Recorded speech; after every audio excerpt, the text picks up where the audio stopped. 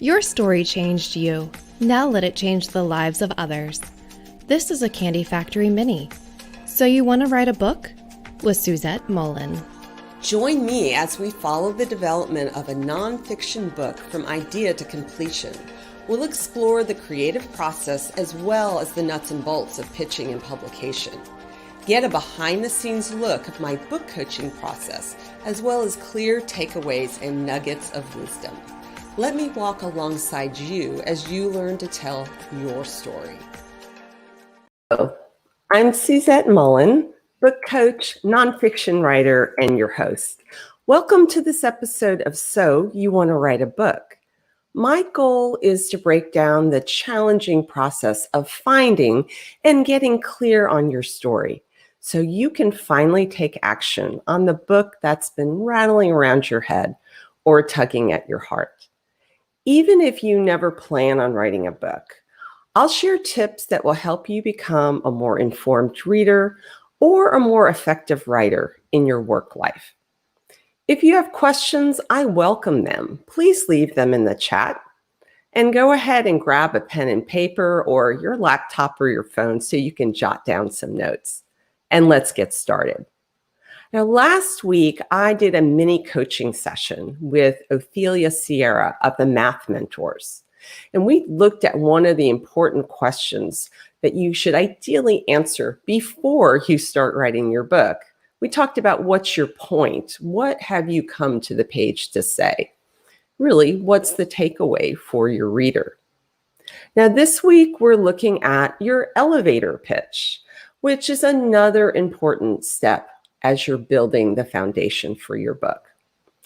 I'm going to teach you how to construct your pitch, and I'm going to tell you why it matters. Well, beyond the obvious desire to not stammer every time someone asks you, what's your book about?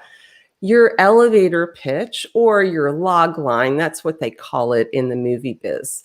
It's the 1 to 2 sentences that you want to glide easily off your tongue when someone asks you what your book is about.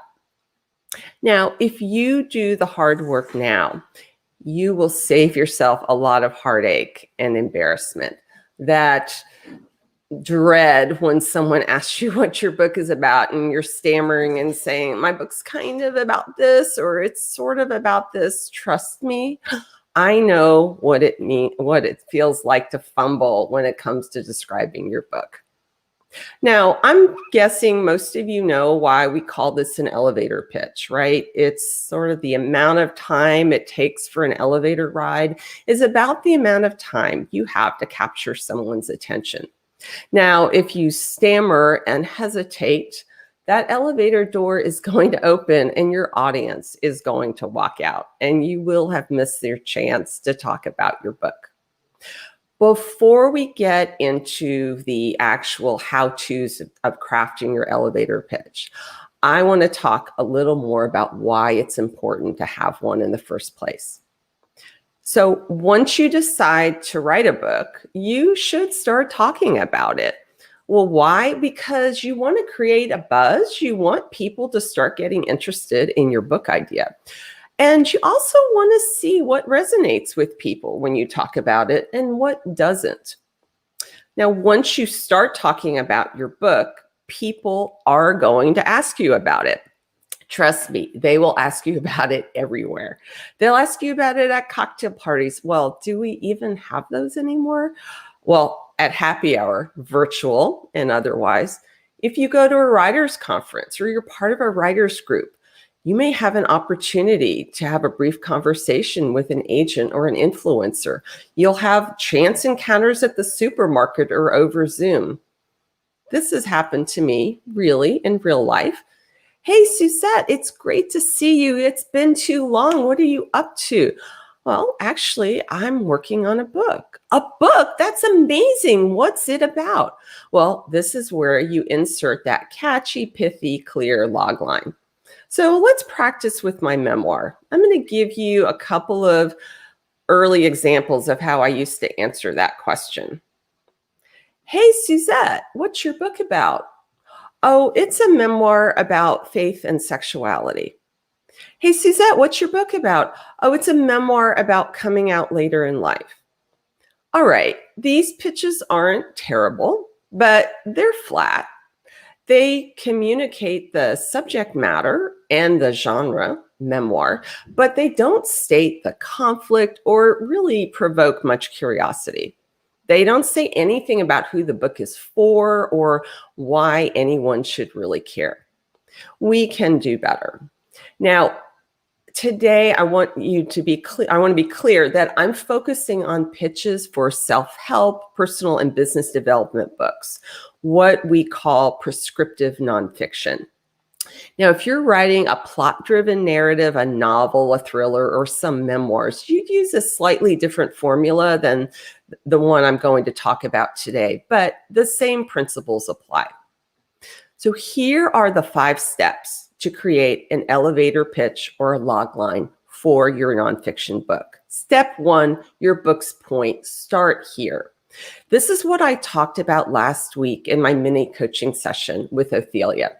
Now, she hasn't written her book yet, but she does have a very clear idea of her main point, which is everyone can learn to love math. So let's play around with that idea. Ophelia has a point she wants to make. Everyone can learn to love math. But saying, I'm writing a book that proves that everyone can learn to love math, well, that's only part way to an effective elevator pitch. Let's dig deeper. The second step is being clear about who your audience is. Who is your book for? Now, Ophelia is still working on all of this, but let's play with some possibilities. One idea she had was that her book could be for parents who are homeschooling their kids. So that would be her reader, her audience. Now, if I was working with Ophelia, I would actually urge her to get more granular about her audience. Is it homeschooling preschoolers or elementary age kids, middle school, high school? Because that would be a very different book depending on her audience. But let's layer on the audience piece to the elevator pitch. So I'm writing a book for parents homeschooling elementary age kids that proves that everyone can learn to love math. All right, that's better. It's getting closer, but there's a few more steps. The third step, what do you want your reader to do and why do you want her to do it? Now, in this example, Ophelia is trying to get her reader, those homeschooling parents, to understand the fundamental building blocks of math better herself, so that when she's teaching her 6-year-old, she can explain the concepts in a way that will feel interesting and fun to her child. So let's layer that step on. Hey, Ophelia, what's your book about? Well, I'm writing a book that helps parents homeschooling their elementary age kids understand math fundamentals better themselves so they can teach their kids to love math. All right, we're getting closer. The fourth step is your takeaway. What is the payoff after the reader reads your book? Now, with Ophelia's idea, there's a clear payoff. We have a child who loves math and a parent homeschooling that is much less frustrated and stressed out. Let's layer on the takeaway for Ophelia's pitch. I'm writing a math book for parents homeschooling elementary age kids that takes away the stress and frustration of teaching and results in children loving math. All right, the final step is just kind of like a cherry on the top. If you have a specific genre or format your book is part of, add that in.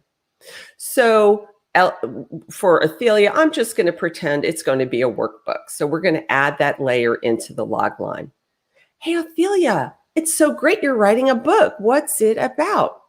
Oh, I'm writing a math workbook for parents homeschooling elementary age kids that takes away the stress and frustration of teaching and results in kids loving math. All right. Now, can you imagine how many parents would be dying to buy that book? Can you see how clear that pitch is? We know the format of the book. We know who it's for. We know what it's going to do. We know what the outcome will be. This is where we all want to land with our elevator pitch. Hey, Ophelia, you can thank me later. So let's play a little bit more. Remember my flat answers about my memoir? It's a memoir about faith and sexuality, or it's a memoir about coming out later in life. I can also do better. So step one, my point. My book is really about how at midlife I discovered the secret to living authentically by listening to my inner voice. And within this point, there was a conflict, right? To listen to my inner voice meant not listening to other voices. It meant making a choice. It meant leaving something behind. The second step, about my reader. Who is my book for? Well, my ideal reader is an empty nester who feels like she's been living for others, but not tapping into her own deep desires. And she doesn't want to go to her grave without really living, and she feels like time is running out. That third step, what do I want my reader to do? Well, I want her to believe that there's a path to a more authentic life for her too. That fourth step, the takeaway, the payoff for my reader, well, the payoff for my reader is that she learns that her inner voice can be trusted to lead her to her authentic self. And that fifth and final step, that cherry on the top, the genre, the format, well, that's easy for me. I'm writing a memoir. So let's see if we can pull all those steps together and turn this into a more compelling elevator pitch or log line for my book. Hey, Suzette, you're writing a book. That's so cool. What's it about? Yes, I'm writing a memoir about how, as an empty nester, I stopped listening to voices that were calling me to a small, safe life and started tuning into my own inner voice, which led me to completely transform my life and to finally start living authentically. And you know, that inner voice is inside each of us, calling us to our true selves. The question is, will we listen to it? Okay, I'm going to pat myself on the back a little bit. That pitch is way better than the flat answers I gave before. But truth be told, I'm not sure it's quite there yet. I worked that and I worked that. It's not easy. I want you to think about this as an iterative process. Play around with your pitch. Try it out on other people. See what resonates and what doesn't. And I found it much easier to construct Ophelia's pitch than my own. And you'll probably have a similar experience. So you might want to first try this exercise with other books and play it out. Then try it with your own book idea. Developing your elevator pitch will help you get clarity on your book. And it does have practical ramifications. You'll be ready for that next Zoom happy hour or chance encounter in the supermarket. Working through this exercise will result in something you can actually use. As I do each week, I'd like to invite you to sign up at yourstoryfinder.com for my weekly newsletter, which is chock full of tips to help writers get started, get unstuck, and get their stories out into the world. Next week, we'll be talking about how to write effective jacket copy. Another great how-to that you won't want to miss. I look forward to seeing you then. And in the meantime, happy reading and writing. So You Want to Write a Book is part of the Candy Factory mini-series and is a proud member of the Candy Factory Collective. You can find the show streaming on YouTube, Facebook, Twitch, and LinkedIn. And you can subscribe to the audio version anywhere you get your podcasts. Over the past 8 years, Suzette has been on a mission to help writers clear the fog and cut through the overwhelm so they can move their ideas out of their head and onto the page. Her later in life coming out journey and her professional experience as an author, accelerator, certified book coach, and Dare to Lead trained professional, as well as her time at Harvard Law School, Wellesley College, and Columbia Theological Seminary, have given her a unique perspective, as well as many of her own stories to tell. When she's not writing or coaching other writers, Suzette can be found on her yoga mat, advocating for the Lancaster LGBTQ+ coalition, or hanging out with her partner, Wendy, and their rescue pup, Lucy. Visit yourstoryfinder.com to learn more about Suzette and her life story, as well as her writing coach offerings. Life's too short to stay stuck, so why not write that book? So You Want to Write a Book is produced by the Candy Factory Collective at the Candy Factory Co-working Campus in Lancaster, PA. Production support by Anna Tran. Administrative support by Ann Kirby, Ariana Henderson, Krisha Marcel, Jason Mundock, and Robert Diggs. Notes and links can be found on the show post at our website, candyfactorycollective.com. Candy Factory. Collective.